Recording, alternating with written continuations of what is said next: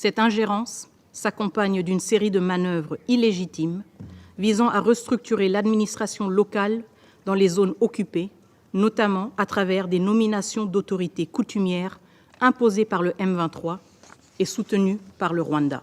The rail and its splinter groups are currently embedded with Congolese army, RDC, and they are armed and supported by DRC government. It must resolve this and completely disengage with FDLR and remove this threat to a neighbor in order to guarantee lasting peace and good neighborliness. Allons observer l'intervention au Conseil de sécurité de la RDC, de la République Démocratique du Congo et du Rwanda sur la question des Grands Lacs. Nous allons commencer d'abord par celle de la RDC, ensuite celle du Rwanda, afin d'avoir une meilleure compréhension des revendications de chacun. Pour ceux qui ne parlent pas anglais, j'ai mis la traduction automatique, donc vu que c'est une traduction automatique, il y aura quelques fautes. Je m'en excuse, mais au moins les personnes qui ne maîtrisent pas l'anglais pourront suivre l'intervention. C'est une série de vidéos en deux parties. Et en deuxième partie, il y aura une autre vidéo où je montrerai le droit de réponse de la RDC et du Rwanda. N'hésitez pas de soutenir la chaîne en vous abonnant et en mettant un petit pouce bleu. On vient d'atteindre les 60 000 abonnés en moins d'un an et on vise les 100 000 avant la fin de l'année. Lancez le générique. Madame la Présidente, distingués membres du Conseil, ma présence ici aujourd'hui est un rappel de l'obligation sacrée de ce Conseil, celle de préserver la paix et la sécurité internationale. La République démocratique du Congo, comme tout État membre de cette organisation, doit bénéficier de la même considération. Or, la crise qui persiste à l'est de mon pays, orchestrée et alimentée par des forces extérieures, met en péril cette paix, non seulement pour nous Congolaises et Congolais, mais pour l'ensemble de la région et par ricochet pour la stabilité mondiale. Le rapport du secrétaire général sur la mise en œuvre de l'accord-cadre pour la paix, la sécurité et la coopération pour la République démocratique du Congo et la région des Grands Lacs est sans appel. Il met en lumière une situation sécuritaire qui se détériore, des tensions croissantes entre la RDC et le Rwanda et une crise humanitaire tragique. Ce rapport appelle à une mobilisation urgente et un sursaut diplomatique pour restaurer la paix et répondre aux souffrances des populations. Après 12 années, force est de constater que les réunions et les rapports n'ont pas produit de progrès concrets. Madame la Présidente, cette crise n'est pas un simple accident de l'histoire. Depuis près de 3 décennies, le peuple congolais endure des souffrances indicibles et les mécanismes mis en place pour restaurer la paix, tels que l'accord-cadre d'Addis-Abeba, échouent face à la mauvaise foi de certains. Bien que cet accord ait été déséquilibré dès le départ, la République démocratique du Congo l'a signé dans l'espoir de ramener la paix à son peuple. Nous avons respecté nos engagements avec sérieux, mais nous attendons toujours que d'autres signataires, notamment ceux qui les enfreignent sans conséquence, soient enfin tenus responsables par ce Conseil avec la fermeté et la clarté nécessaires. Nous saluons l'adoption, le 21 juin 2024, du projet de plan d'action pour la revitalisation de l'accord-cadre, tel que mentionné dans le paragraphe 14 du rapport sous examen. Ce document sera examiné lors du 12e sommet de haut niveau du mécanisme régional de suivi par les chefs d'État avant sa validation, comme précisé dans le rapport S-2024-700. Une fois encore, notre attente porte sur des actions réelles et non sur des promesses restées vaines. Madame la Présidente, la situation sur le terrain est alarmante et les chiffres du désastre humanitaire dans l'est de mon pays sont accablants. Près de 7 millions de Congolais sont actuellement déplacés, vivant dans des conditions de dénuement total, faisant de la RDC le pays avec la plus grande population de déplacés internes au monde. Le rapport de votre groupe d'experts confirme la présence de plus de 4 000 soldats des forces de défense rwandaises sur le sol congolais, dépassant les effectifs du M23. Ainsi, le Rwanda, contributeur de troupes aux Nations Unies, s'ingère impunément dans les affaires de ses voisins en violation flagrante du droit international. Cette ingérence s'accompagne d'une série de manœuvres illégitimes visant à restructurer l'administration locale dans les zones occupées, notamment à travers des nominations d'autorités coutumières imposées par le M23 et soutenus par le Rwanda. Ces groupes cherchent à modifier les équilibres démographiques et culturels, notamment dans le territoire de Rutshuru. Ces actes sapent l'autorité de l'État congolais et instaurent une administration parallèle divisant les communautés. Par ailleurs, des transferts de population sont signalés sous couvert de mouvements de réfugiés, que nous rejetons fermement.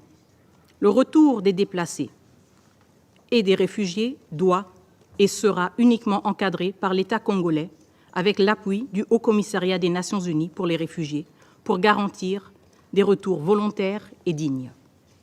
Madame la Présidente, distingués membres du Conseil, le processus de Luanda, quant à lui, initié en 2022 pour répondre à cette crise, expose les limites de l'accord-cadre à garantir la pleine responsabilité des signataires. Nous avons délibérément évité de divulguer dans l'espace public et les médias les détails du processus de Luanda, par respect pour le médiateur et les vies humaines en jeu afin de garantir la sérénité des négociations.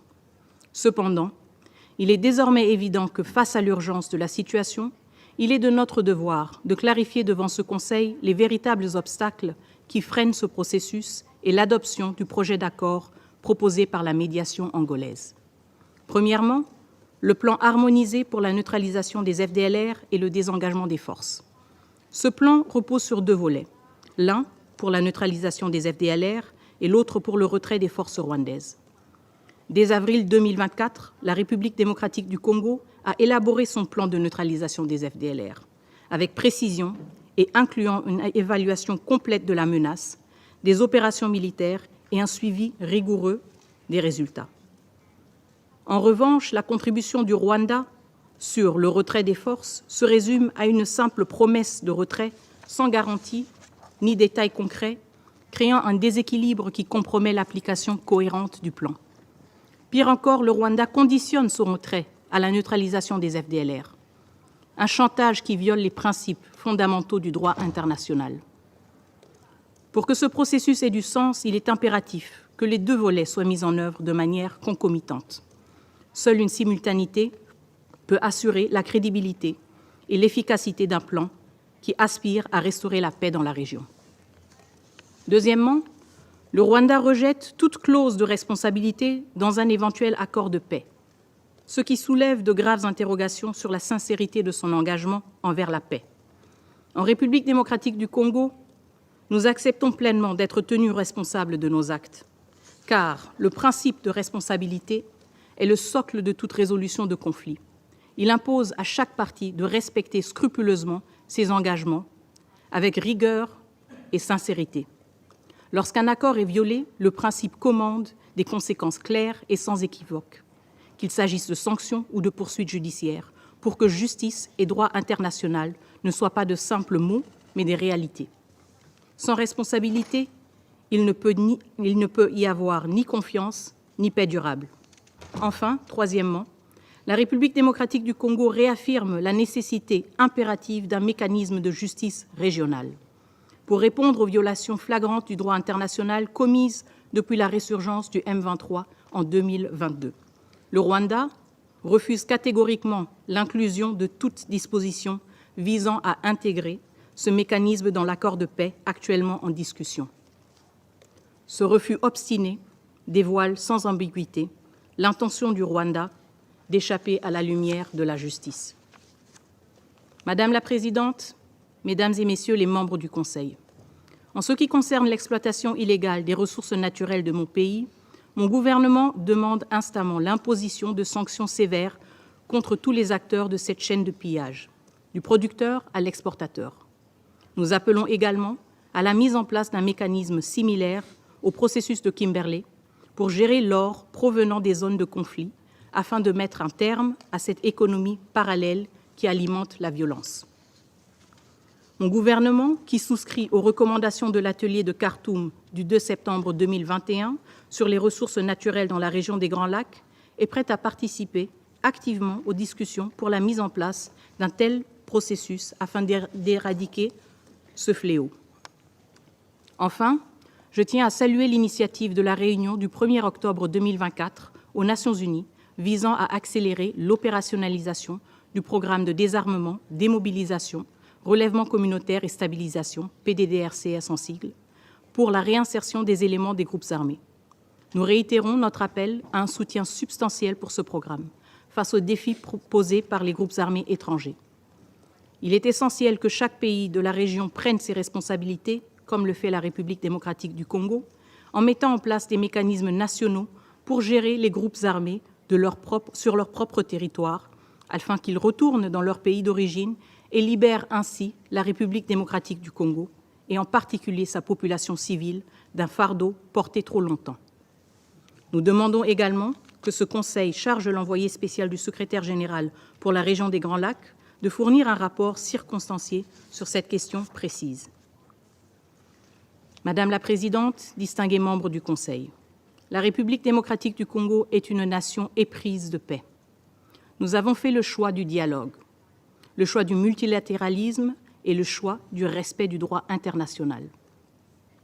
Mais nous ne pouvons accepter que notre souveraineté et notre intégrité territoriale soient sacrifiées sur l'autel de l'inaction et de l'impunité.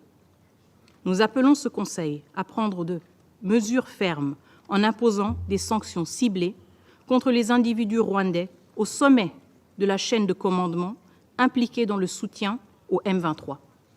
Les rapports que nous avons tous sous les yeux mettent en lumière leur rôle direct dans les attaques contre le territoire congolais, y compris sur des camps de déplacés internes et leur coordination avec des groupes armés.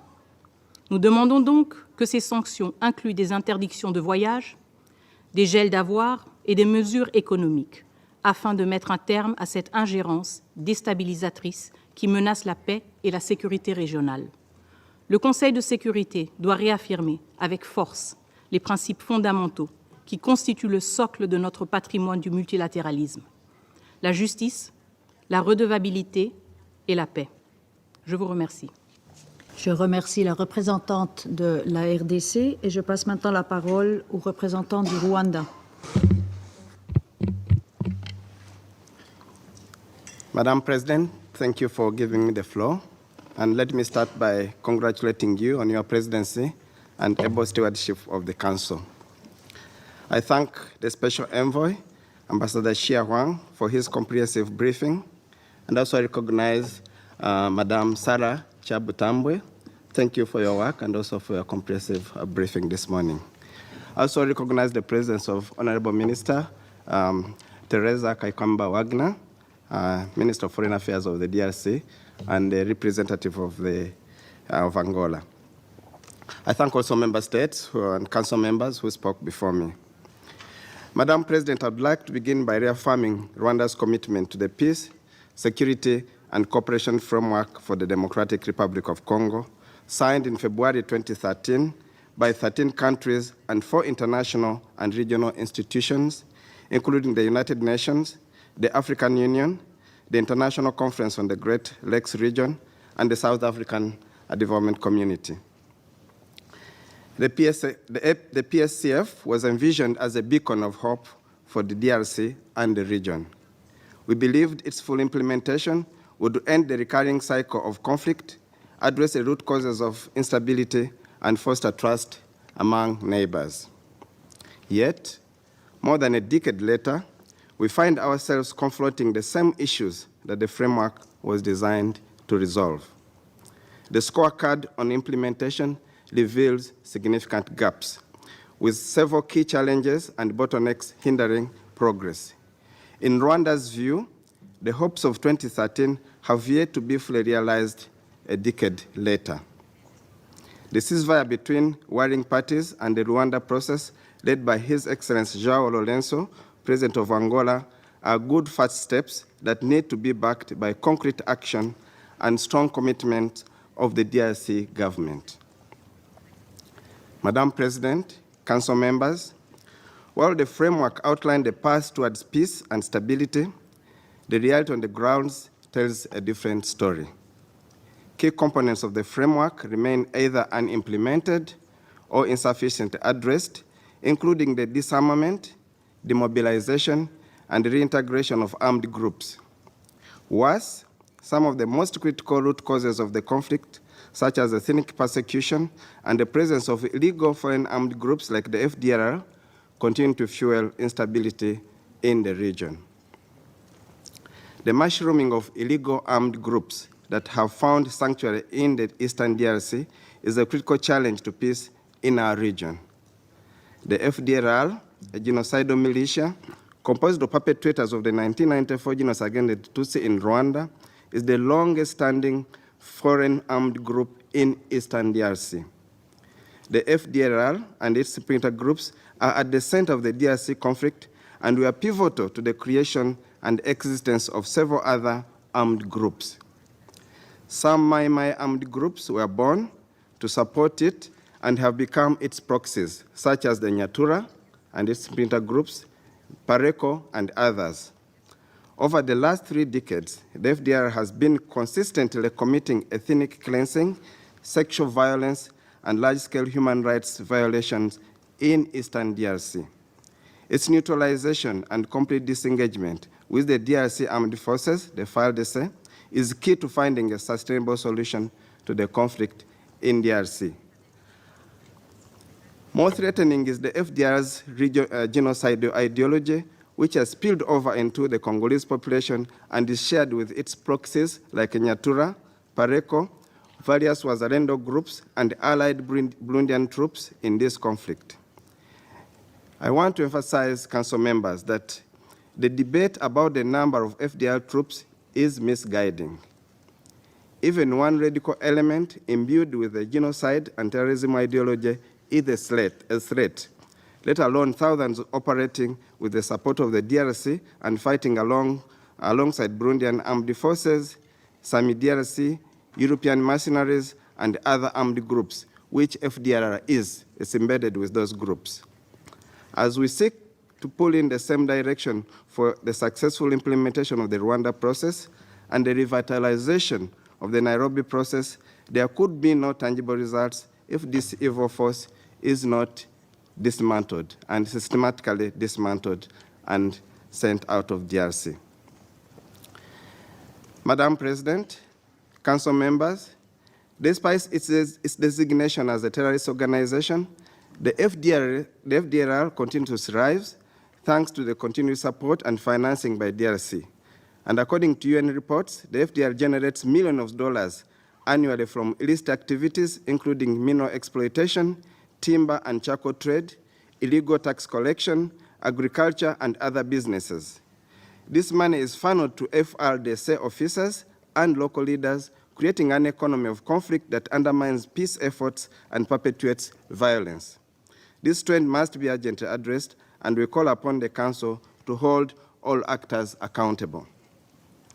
Madam President, another fundamental issue hampering the full realization of the PSCF is the continued persecution of Congolese Tutsi communities. Hate speech, exclusion, discrimination, and violence against this community must be addressed as a central component of any sustainable solution. The PSC framework cannot achieve its intended goal if certain groups continue to be marginalized and killed for who they are. Addressing this is not only a human rights obligation, but a step towards fostering national unity and reconciliation in the DRC. In addition, Council members, the plight of Congolese refugees must be confronted as part of a holistic peace and security strategy. Sustainable peace will remain elusive unless we ensure that Congolese refugees and displaced populations can return to their homes safely and with dignity. This requires comprehensive measures that address the root causes of displacement and ensure that refugees are not left behind in the peace process. The Nairobi process and the Rwanda roadmap are steps in the right direction. But without a genuine commitment to inter-Congolese dialogue, the cycle of conflict will continue. Only through inclusive and transparent dialogue, one that brings all stakeholders to the table, including marginalized communities, can the DRC break free from its troubled past. We must foster a dialogue that addresses grievances, promotes justice, and builds trust among all Congolese citizens. It must be recalled that the Rwanda process alone cannot solve the DRC's problems without complementing it with the Nairobi process in an inclusive manner. This was loudly stated in this council. Madam President, I want to take this opportunity to shed light on the minerals issue as it was raised in the SG report on MONUSCO, and also some council members raised it this morning. The issue of mineral exploitation is a red herring dangled to distract from the real issues and root causes of the DRC conflict. I want to state here that it's rather puzzling that the Rubaya mine site under the M23 controlled territory currently is now given particular attention, especially given the fact that it was previously exploited by Pareco and its splinter groups, Codeco, FDLR, and Burundians, with minerals being smuggled across the Burundi border. At that time, there was no global outrage. Associating minerals with the M23 is a diversion from the root causes of the conflict and is demeaning to the political claims of Kinyarwanda-speaking Congolese of Eastern DRC.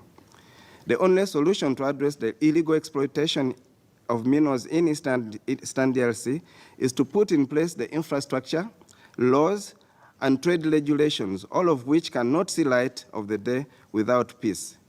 Let us value and commit to the most crucial element of any societal and economic transformation, which is peace. And I mean peace in real capital letters. Madam President, Council members, before I conclude, I would like to highlight and emphasize 4 key facts that go to the heart of resolving the current conflict from the perspective of my country, Rwanda. First, DRC has to own up to this crisis. It must deal with its own internal contradictions and contestation with its own citizens. The M23, who are largely Kinyarwanda-speaking Congolese, are Congolese citizens. DRC cannot ignore or run away from that fact. The grievances they have that force them to fight for their rights are with their government. That's the government of the DRC. I want to emphasize here that the current M23 didn't come to DRC from Rwanda. They came from Uganda. The facts are that the M23 group that went to Rwanda after their defeat in 2013 were disarmed and cantoned in eastern Rwanda, close to Rwanda-Tanzania border. That is hundreds of kilometers away from the border between DRC and Rwanda. And that was deliberately done to ensure that they're very far from the Congolese border so that there's no risk of them destabilizing their country.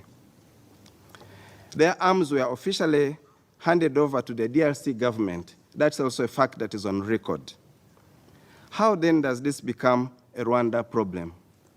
DRC must stop externalizing this problem to Rwanda and must take full ownership and leadership in resolving its own internal crisis.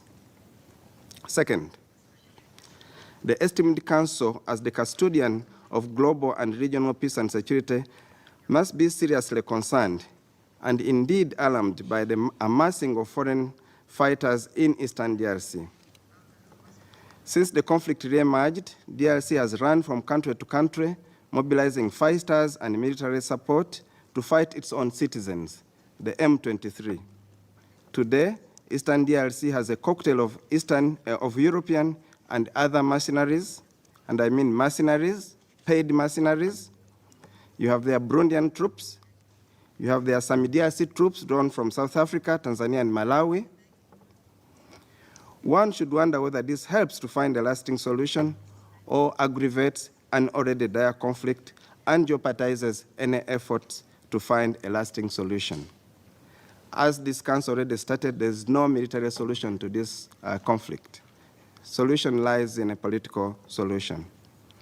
Therefore, for DRC as a state actor to resort to the hiring of foreign mercenaries, amass foreign troops, and undertake state-orchestrated proliferation of arms to unruly militia dubbed Wazalendo, who have committed human rights violations, including rape and sexual violence, and the FDL génocidaires, all with the aim of fighting its own Kinyarwanda-speaking community, whose only demands from their DRC government is protection of their inherent citizen rights, their human rights, and the right to live in peace and decently on their ancestral land, that's a matter that this Council must call out and condemn.